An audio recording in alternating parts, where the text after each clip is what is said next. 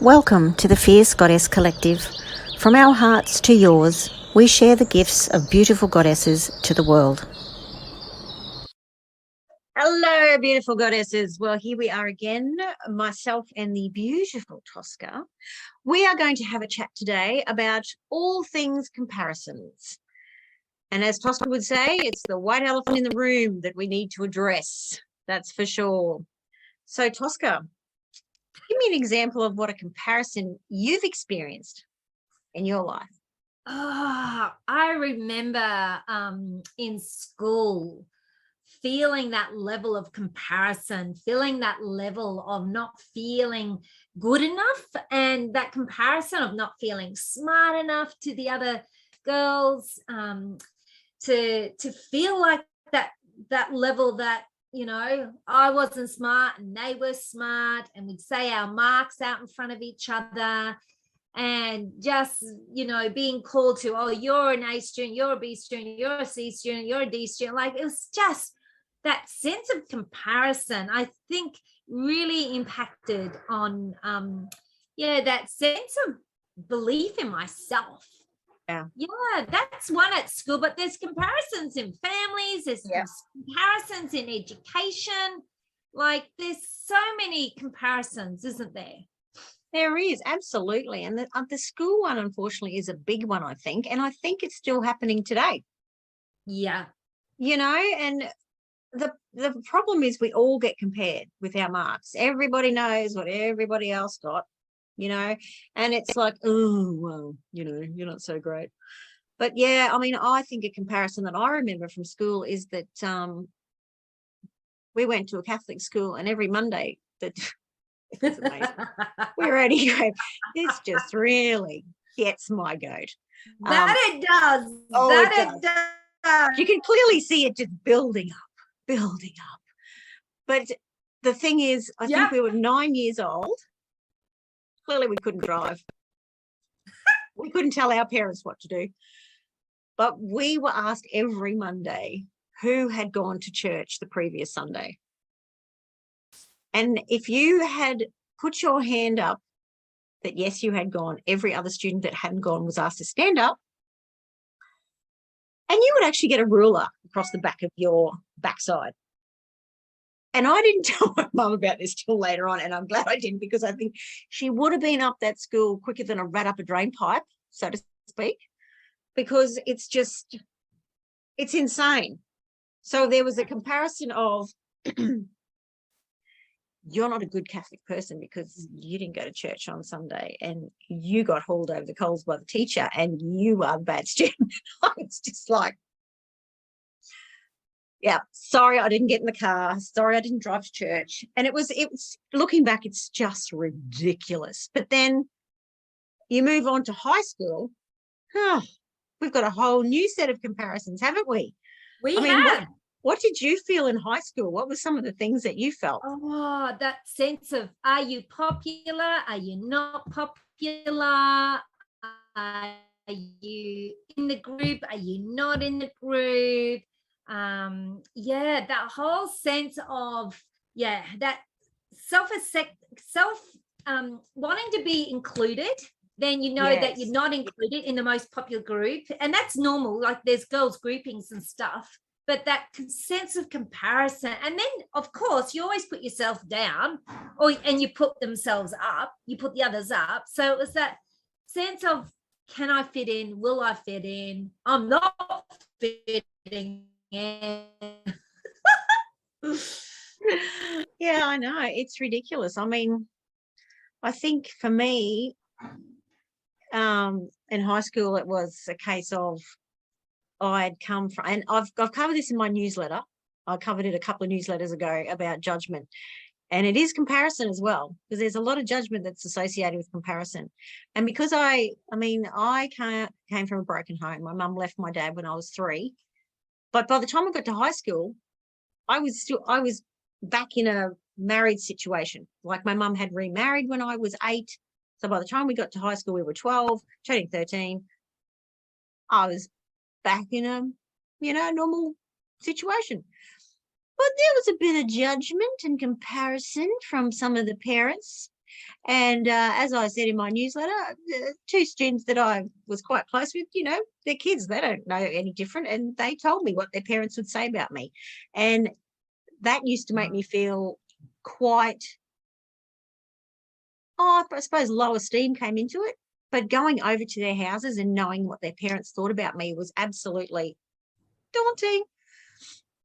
But it was really funny. On one level, there was these people that were judging me, and then on this other level, there was these people that accepted me, and I just loved being with them. And it was just like a minefield, the comparison that was going on about this sort of thing.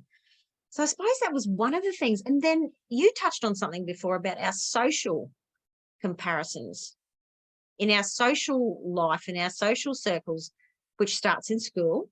And because we went to an all-girls high school, and we had a brother school where the boys would go to school. And oh my gosh, that opened up a whole new can of worms, didn't it? Once we started having school dances and stuff. It did.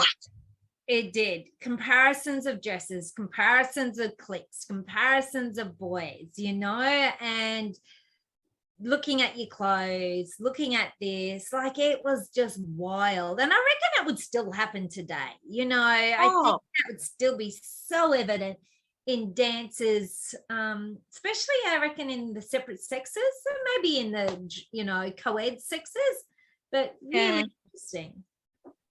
Yeah, actually, now that you've mentioned it, I just thought when my daughter was at high school, and I had, I was a single mother there for a while, and I had bought a townhouse out at one of the beaches here that we loved. We loved living in that townhouse. And she told me later on that her first boyfriend from high school, who, mind you, came from a divorced family, and his father was quite wealthy, he made a few derogatory comments about where she lived.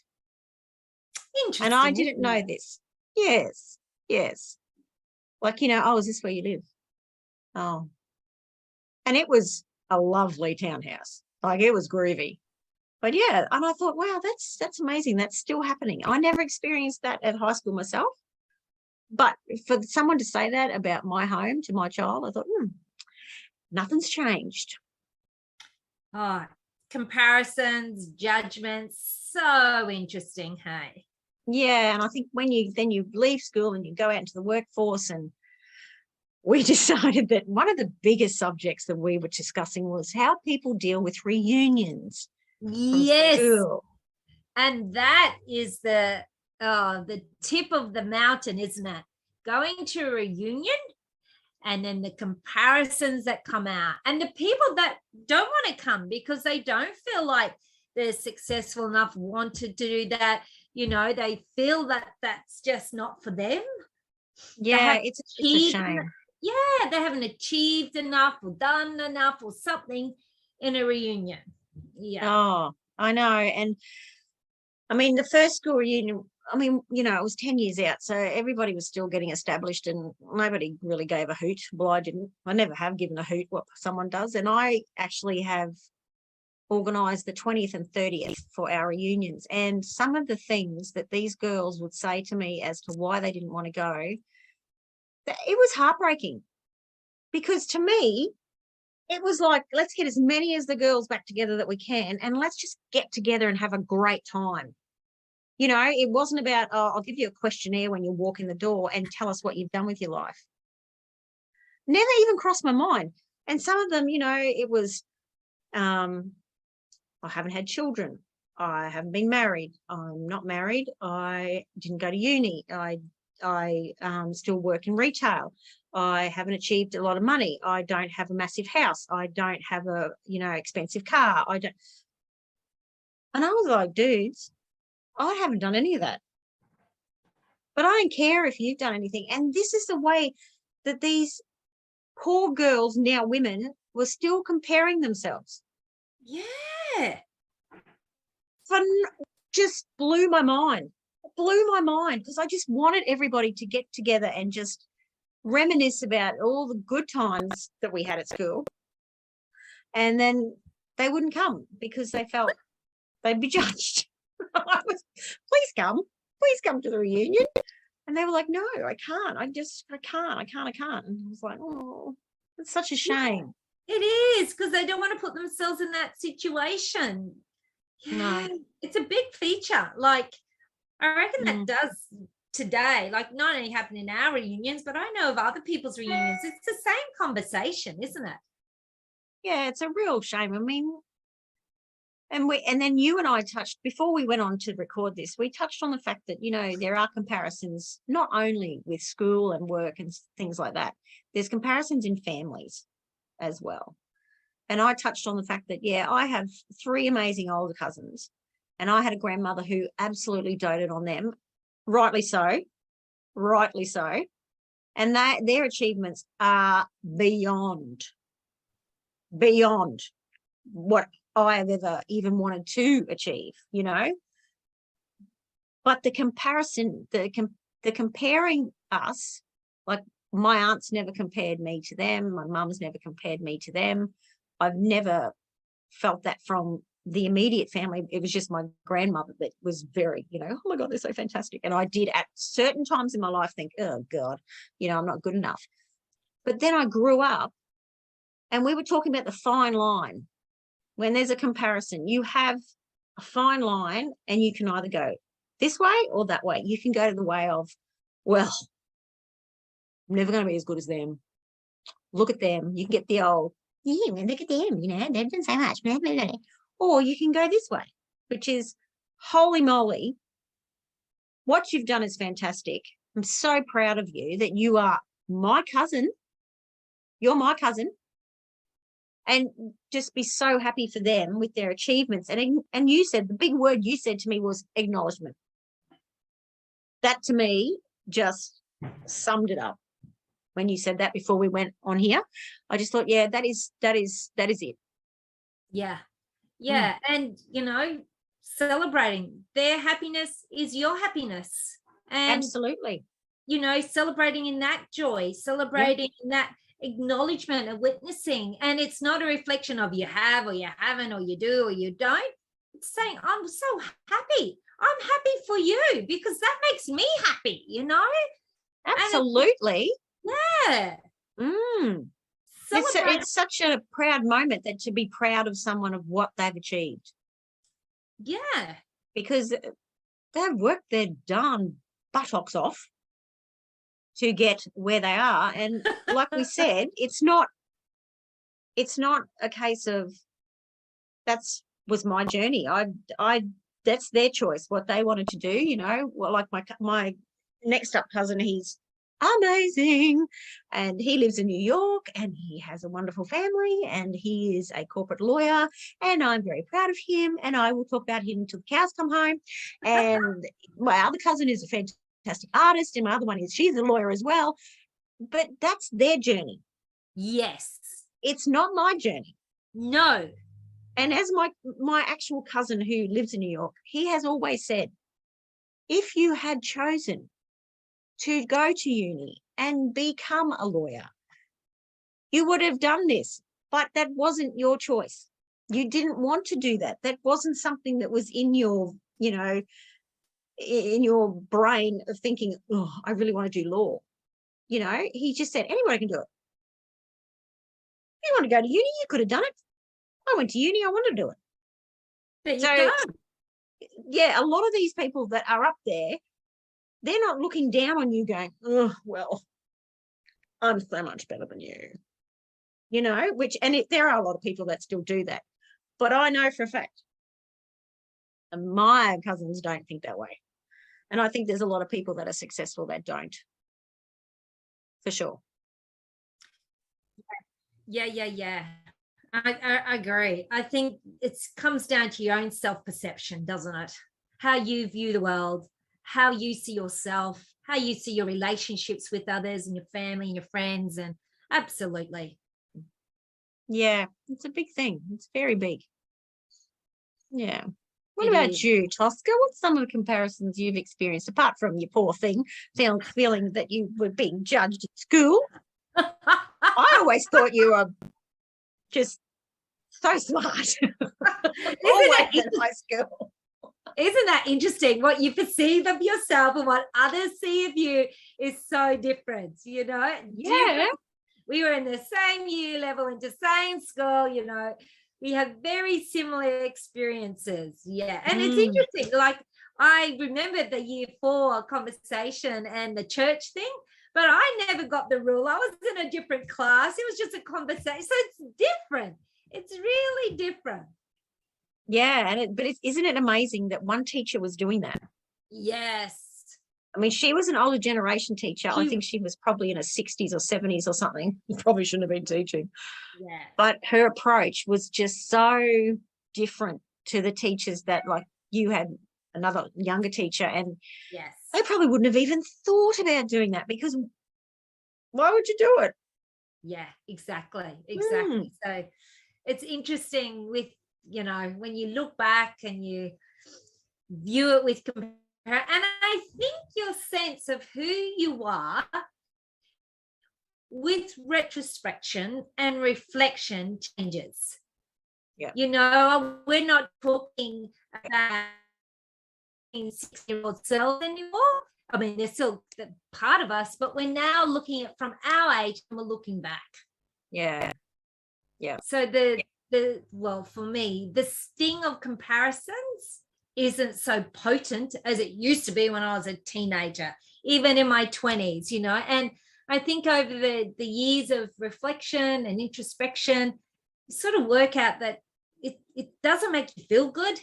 No. You don't like being judged and compared, you know, and you normally put yourself down or you put others up. Like, it's not a healthy, loving aspect of self. No, absolutely not. Absolutely not. It's yeah. It definitely isn't good for your own self-love, that's for sure. No. And I think once people start to realize that your journey is your journey. Yes. It's nobody else's journey. And you are not supposed to be having the same journey as someone else. No. Not at all. No. That's their journey. That's your journey. Different beautiful journeys, both glorious in their own uniqueness. You know, we're not meant to be the same. We're meant to be radiant, unique beings. So absolutely. There is no way you would see me getting up at 5:30 in the morning in the dead of winter in New York and getting to my corporate office and running how many ever staff he does, dealing with the stress that he does. I mean, he's brilliant. That goes without saying. But you know what I mean? Like, there's no way that I would do what he does. No way at all. But he loves it. He loves it. And he travels everywhere to all the different offices. And I mean, even the experiences that he's having by going to all these different countries and all this travel and stuff. And a lot of people love that sort of thing. But I must be a homebody. Because I think of because he's working so much and he's doing so much traveling because of that work. He does a lot of traveling with his family as well. They have fantastic holidays, which is just amazing. But it's not something that I need to have in my life. I live vicariously through him. And I'm very proud of what he does. And I love seeing where he goes because it's fantastic. But I don't sit at home and go,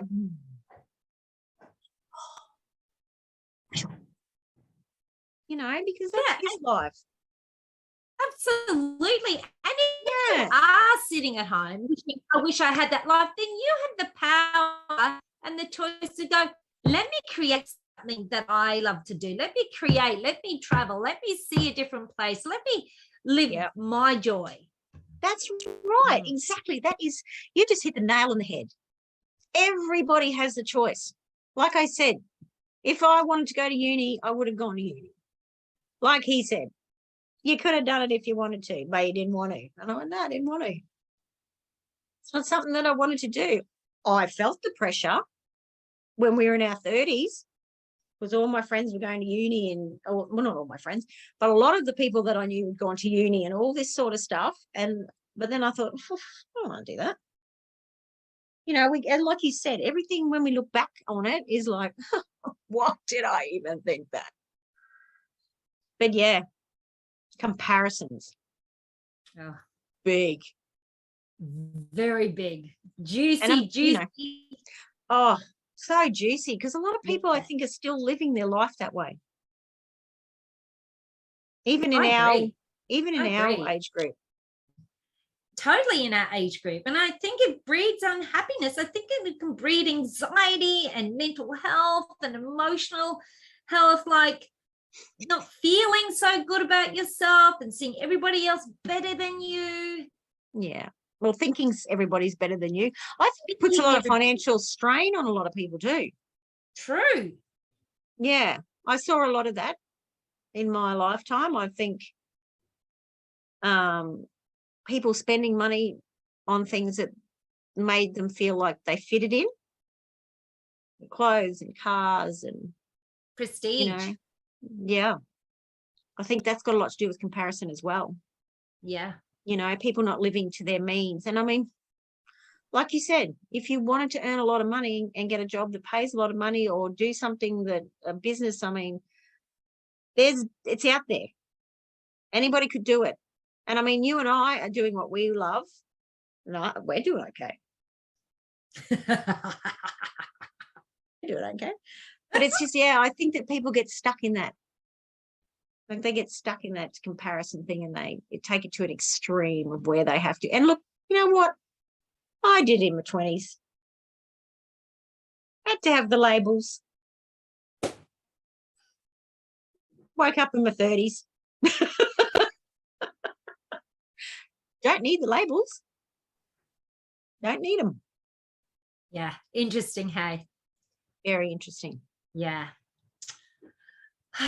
What a glorious, juicy conversation. Yet again. Yet again, my love. Yes. Absolutely. Yeah. So we might finish it off there. We might finish it off for everybody. And the way that we normally finish it off is, our goddesses, may you be happy, may you be well, and may you be loved. So until next time, we have another juicy conversation. Take care and be fierce. Mwah. See you next time.